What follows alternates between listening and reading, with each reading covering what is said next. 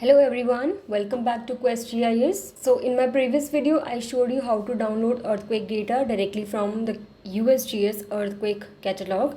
So if you haven't watched that tutorial yet, I highly recommend watching it first. So you'll find the link in the description below. Now that we have our earthquake dataset, it's time to make it come alive. Instead of displaying earthquake locations as static points on a map, wouldn't it be, fascinating to watch them appear one by one as they actually occurred over time? So yeah, in this video we will learn how to create real-time temporal animation of earthquake events in QGIS using the CSV data downloaded from USGS. So without wasting any more time, let's get started. So let's begin by opening QGIS. Now I'll import the earthquake CSV file that we downloaded from USGS. For that, we will use data source manager toolbar and we will add the delimited text layer from this tab, and then we'll browse the CSV file. Now in this window, you have to select the longitude field as the x coordinate and latitude field as y coordinate. So you can also choose the EPSG as the coordinate reference system and then simply click add, and then our earthquake locations are now displayed on the map. So let's quickly verify that our data contains all the required information, and for that I'll open the CSV file in Excel, and here we can see the earthquake magnitude, location, depth, date, time, and most importantly the earthquake occurrence time, which we will use to drive the temporal animation. Okay, so now comes the most exciting part. Let's add the temporal properties to our layer. So for that we will open layer properties and switch to temporal tab. So we will enable temporal properties since earthquake occurred at specific moment. So we will choose single field with date time, and then select the field containing the earthquake date and time here. Now QGIS knows how exactly when each earthquake occurred, and then we will open the temporal controller, and by right clicking on the menu bar. Now let's configure the animation.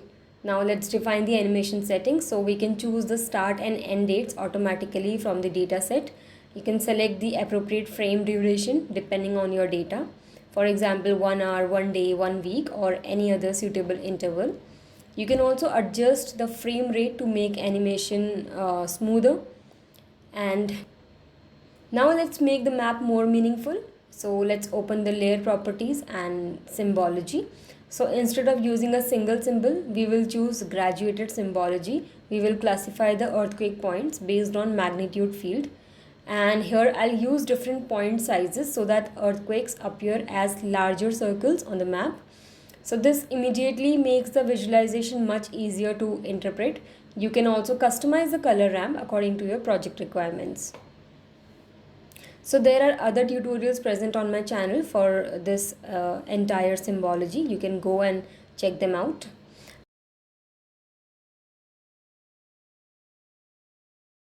Now when everything is ready, click this play button.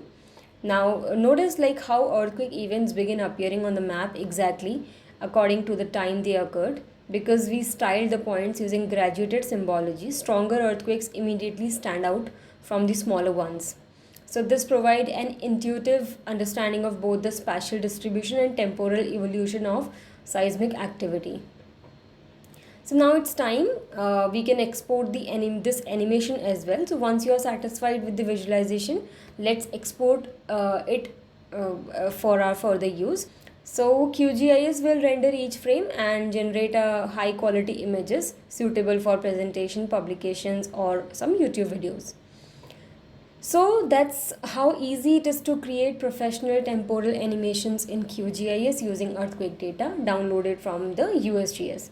The same workflow isn't limited to it's isn't limited to earthquakes. You can use temporal animation for many other applications such as vehicle tracking, GPS trajectories, rainfall events, flood mapping, cyclone paths, wildlife movement, disease spread over time and space, air pollution monitoring, traffic analysis, or any other geospatial data that contains time information or that changes with time.